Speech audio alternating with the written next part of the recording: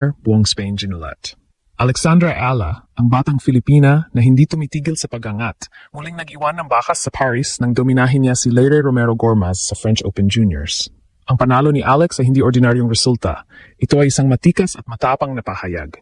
Ang isang Pinay na may puso, disiplina at malinaw na game plan ay pwedeng mag-shock sa hardcourt ng Europa at baguhin ang narrative ng regional tennis.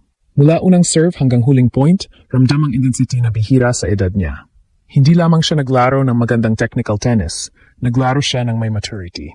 Ipinakita niya na kaya niyang kontrolin ang ritmo, hindi magpapa-pressure sa baseline exchanges at magbukas ng pagkakataon sa tamang oras. Ang kanyang consistency sa returns at kakayahang puwersahin ng error sa kalaban ang naging susi, hindi swerte, kundi resulta ng preparasyon na may sinusundang proseso.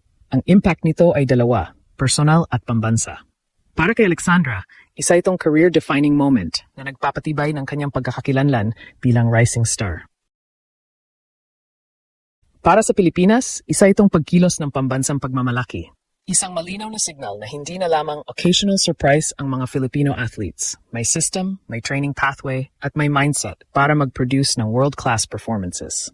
Ang larawan ng isang Pinay na nagtatagumpay sa Roland Garros court ay instant inspiration. Mga batang nangangarap, mga coach na nagtiyaga, at isang bansa na muling may dahilan para magmataas ang dibdib. Hindi rin dapat maliitin ang symbolism. Ang tagumpay laban sa European opposition ay nagpapakita ng adaptability at tactical awareness. Sa gravel na clay court ng Paris, kinakailangan ng footwork, patience, at strategic point construction. Mga elemento na ipinakita ni Alex nang hindi lamang sumusunod sa script, kundi nagsusulat ng sarili niyang chapter. Ito ang klaseng panalo na kumikiskis sa international radar at nagbubukas ng mga mata ng scouts, sponsors, at tournament directors. Sa pagtatapos, ang dispatso kay Romero Gormaz ay headline material, pero ang totoong kuwento ay ang momentum na nabuo ni Alexandra Ayala. Hindi lang niya ginulat ang Spain, ginulat niya ang tennis world at pinatibay ang paniniwala ng Pilipinas na may atleta tayong kayang tumawid ng limitasyon at mag-iwan ng marka sa pinakamalaking entablado. Tanong na lang ngayon, sino ang susunod na tatamaan ng sorpresa ni Alex at hanggang saan aabot ang kanyang pag-akyat sa tennis world? Buong Spain, literal na napatigil nang muling pumutok ang pangalan ni Alexandra Alex Ayala matapos niyang dominahin ang Spanish junior standout na si Marta Romero Gormaz sa French Open Juniors. Sa isang laban na puno ng tensyon, pressure at matinding crowd energy, si Alex ang umangat bilang tunay na phenom. Ipinakita kung bakit siya ang pinakamalakas na produkto ng Philippine tennis sa kasaysayan. Hindi lang niya tinalo si Romero Gormaz, pinatunayan niyang handa na siyang magdala ng bandila ng Pilipinas sa mas mataas na antas ng tennis. Mula pa lang sa unang serve, halatang determinado si Ayala. Ang bawat ground stroke niya ay may kombinasyon ng lakas, precision at control. Habang sinusubukan ni Romero Gormaz na pasabugin ang kanyang forehand aggression, mababasa mo agad sa mukha ni Alex na alam niya ang eksaktong rhythm na kailangang baguhin para masira ang momentum ng Spaniard. At yun ang nangyari. Pinutol niya ang bawat rally, kinulo ang teaming, at ginamit ang kanyang court IQ para iparamdam sa kalaban na nasa ibang level ang kanyang maturity bilang atleta. Isa sa pinakamalaking sandata ni Alex sa laban na ito ay ang kanyang elite movement. Hindi siya nauna sa bola, lagi siyang nasa tamang pwesto bago pa manumatake si Romero Gormaz. Ang footwork niya ang naging dahilan kung bakit hindi gumana ang cross-court heavy offense ng Spanish player. Sa halip na ma-outmaneuver, si Ayala ang nagdikta ng pace, palaging pumipilit na maagang error mula sa kalaban. Sa bawat unforced error ni Romero Gormaz, mas lalong lumalakas ang confidence ni Alex. Pero hindi simpleng skill display lang ang laban. Psychological warfare din ito. Sa harap ng crowd na panig kay Romero Gormaz, nanatiling composed si Ayala. Hindi siya nag-react sa ingay, hindi siya nagpatalo sa pressure, at ipinakita niya ang isang kalidad na hindi madaling makita sa mga junior players. Emotional discipline. Kapag may point na nadulas, hindi siya napikon. Nagre-reset siya agad, tumitira ulit, at inaangkin ang susunod na rally. Pagsapit ng mid-set, doon na tuluyang bumigay ang depensa ng Spanish opponent. Ang depth ng mga tira ni Alex, lalo na ang kanyang backhand down the line, ay halos imposibleng habulin.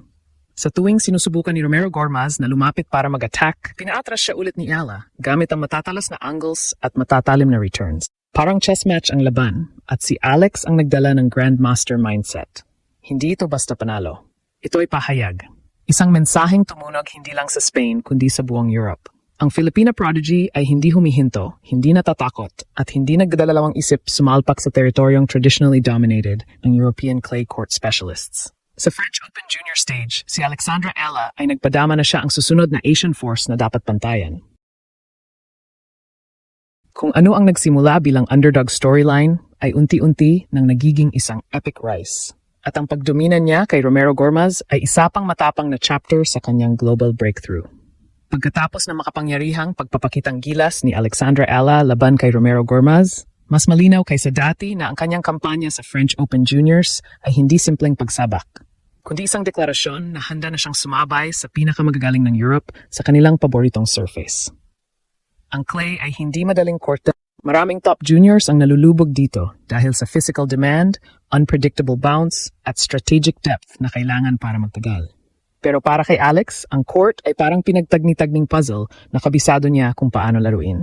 Isang malaking bahagi ng tagumpay niya ay ang maturity sa shot selection. Makikita kung paano niya ginulo ang rhythm ni Romero Gormaz. Pero sa mas malalim na layer, ang tunay na kryptonite ng Spanish opponent ay ang extraordinary patience ni Alex. Hindi siya nagmamadaling tumapos ng punto. Hindi siya nagpapadala sa tukso ng risky winners. Sa halip, hinahayaan niyang bumuka ang court sa bawat rally, hinihintay ang tamang window bago tuluyang sumalpak ng decisive strike.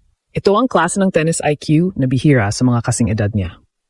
At ito rin ang dahilan kung bakit hindi gumana ang usual Spanish clay method na long rallies at attrition. Habang tumatagal ang laban, ramdam ang pag-shift ng energy. Ang crowd na kanina ay masigla para kay Romero Gormaz, napipilitang tumahimik sa bawat laser-focused backhand ni Alex, sa bawat well-placed forehand na pumipilit sa Spaniard na umatras.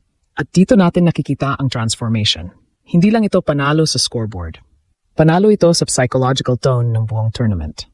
Kapag ang isang Southeast Asian player ay kayang bigyang leksyon ang isang Spanish junior sa clay, may mensaheng pinapadala iyon sa buong European circuit.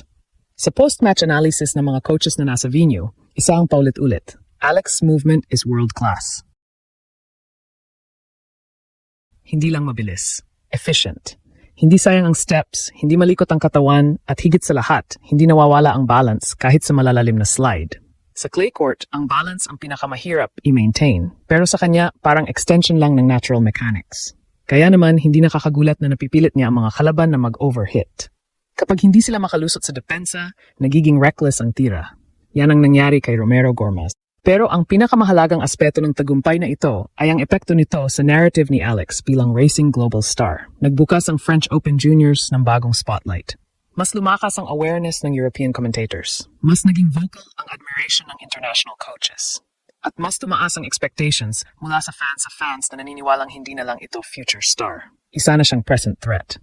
At sa kabila ng hype, nananatili siyang composed, humble, at laser-focused sa goal, maging Grand Slam champion para sa Pilipinas.